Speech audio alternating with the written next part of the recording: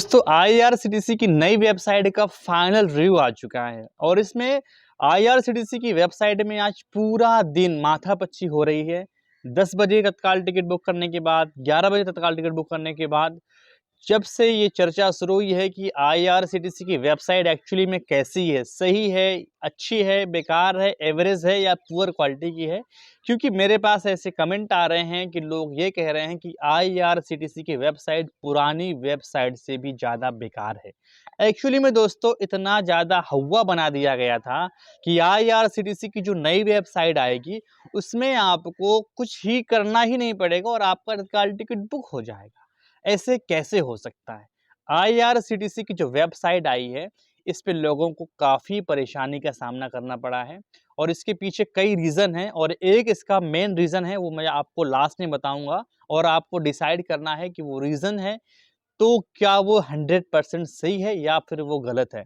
अब दोस्तों हुआ क्या, आईआरसीटीसी की वेबसाइट कल रात को 9 बजे के लगभग लॉन्च हुई।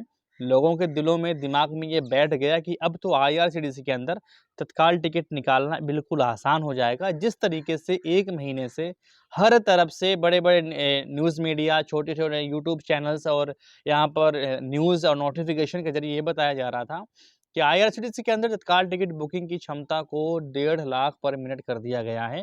तो लोगों के अंदर कहीं न कहीं ये भावना जाग गई थी कि अब आईआरसीटीसी के अंदर से हम भी अपना तत्काल टिकट निकाल पाएँगे। लेकिन दोस्तों हम बात करते हैं लॉगिन स्टार्टिंग से लेके। आपने 1 बार या 2 बार लॉगिन करने पे आपका लॉगिन नहीं हुआ होगा, इनवैलिड रिक्वेस्ट या अनेबल टू प्रोसेस लिख के आया होगा। ज़्यादातर लोगों को इनवैलिड रिक्वेस्ट लिख के आया है, ठीक है? अब जब दोस्तों लोगों ने लॉगिन कर लिया और जैसे ही 10 बजा या 11 बजा तो वहाँ पर हाई लोड देखने को मिला। हाँ, अच्छी बात ये है थी कि हाई लोड 2 से 4 सेकंड के अंदर खत्म हो गया और आगे वाली प्रोसेस यहाँ पर शुरू हो गई। अब दोस्तों यहाँ पर जो है पहली बात तो वेबसाइट नई है तो आप फटाफट कोई प्रोसेस नहीं कर पा रहे हैं क्योंकि नया वेबसाइट है, काम करने में और थोड़ा-सा एक्सपीरियंस होने में टाइम लगेगा। लेकिन एक पॉइंट यहाँ पर आईआरसीटीसी ने बहुत ही बड़ा गलत कर दिया है या फिर हम कहें कि सही नहीं है, जिसकी ज़रूरत ही नहीं थी। मामला ये था कि जैसे ही हम अपने पैसेंजर को सबमिट करते हैं और सबमिट करने के टाइम पर जो हमारा कैलकुलेट फेयर का ऑप्शन आता है, वो बहुत ही गड़बड़ है। यानी कि उस फेयर वाले ऑप्शन का कुछ काम नहीं था। ये जो पहले था कि आप रिव्यू जर्नी पे क्लिक करने के बाद डायरेक्टली फाइनल कैप्चा पर पहुँचते थे और वहाँ आपको फाइनल पेमेंट ऑटोमेटिक शो होता था। लेकिन आपको यहाँ पर पेमेंट को जैसे ही आप पैसेंजर सबमिट करते हैं और सबमिट की जो होल्डिंग टाइम है वो बहुत ज़्यादा है।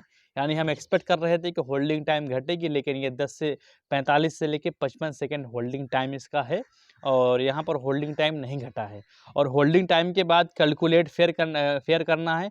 फिर कैलकुलेट फेयर करने के बाद फिर आपको स्क्रॉल करना है और स्क्रॉल करने के बाद आपको पे एंड बुक करना है। उसके बाद आपके सामने बहुत सारे ऑप्शन आते हैं पेमेंट वाले। बहुत से लोग तो आज तत्काल टिकट इसलिए नहीं बुक कर पाए कि वो कन्फ्यूज़ हो गए कि एक्चुअली में हम कौन से पेमेंट यूज़ करें ताकि हमारे फ़ोन पे से पैसा कटे।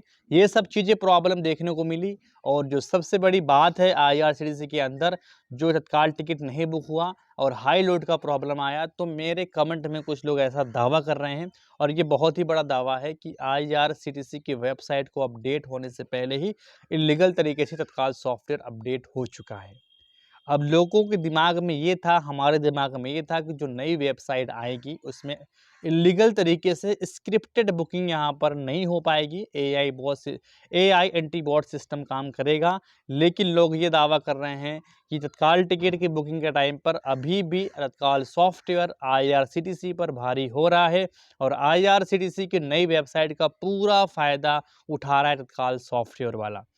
अब दोस्तों ये बात कहीं न कहीं सच भी साबित हो रही है क्योंकि हाई लोड का प्रॉब्लम आपको देखने को मिला है, बशर्ते ही थोड़ा देर ही क्यों ना मिला हो। और आईआरसीटीसी के अंदर ये कहा गया था कि हम स्टेप्स को कम कर देंगे और स्टेप्स यहाँ पर घटेंगे तत्काल टाइम पर, लेकिन स्टेप्स को बढ़ा दिया गया है।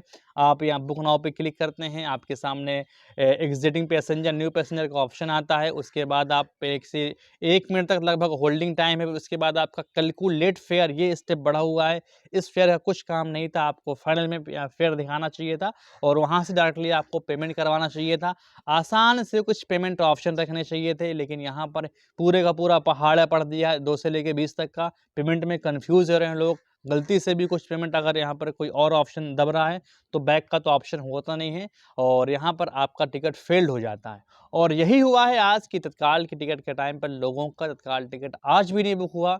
जिस तरीके से कयास लगाया जा रहा था और जिस तरीके से यहाँ पर लोग उम्मीद लगाए थे कि हमारा तत्काल टिकट बुक होगा, यहाँ तक कि लोगों ने ये भी कमेंट किया है कि 2-2 मिनट तक हाई लोड का प्रॉब्लम देखने को हमें मिला है और डायरेक्टली नॉट अवेलेबल शो हो रहा है। अब दोस्तों तत्काल टिकट में ये पहला दिन था और पहले दिन ही आईआरसीटीसी के ऊपर इतने ब्लेम लगना और आईआरसीटीसी के ऊपर इतने सारे आवाज़ मतलब बातें होना कि आईआरसीटीसी की वेबसाइट बिल्कुल बोकस है, बिल्कुल बेकार है, कचरा है।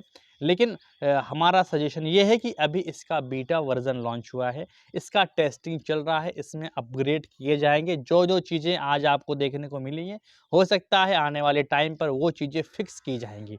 अभी लोड को और ट्रैफ़िक को यहाँ पर आईआरसीटीसी का नया सर्वर ट्रेस कर रहा है, कितना ट्रैफ़िक आ रहा है, कैसे उसको मैनेज करना है, ये मेरा अपना सजेशन है।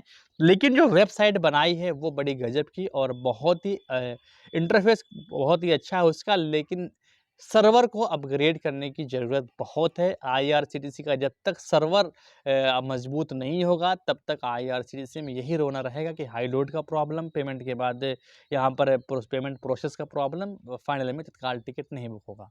दोस्तों मुझे उम्मीद है ये इन्फॉर्मेशन आपको पसंद आया होगा। आपकी क्या राय है? अपनी राय को ज़रूर कमेंट करें। फिर मिलते हैं किसी नए टॉपिक में, नए वीडियो के साथ में। तब तक के लिए थैंक्स फॉर वॉचिंग।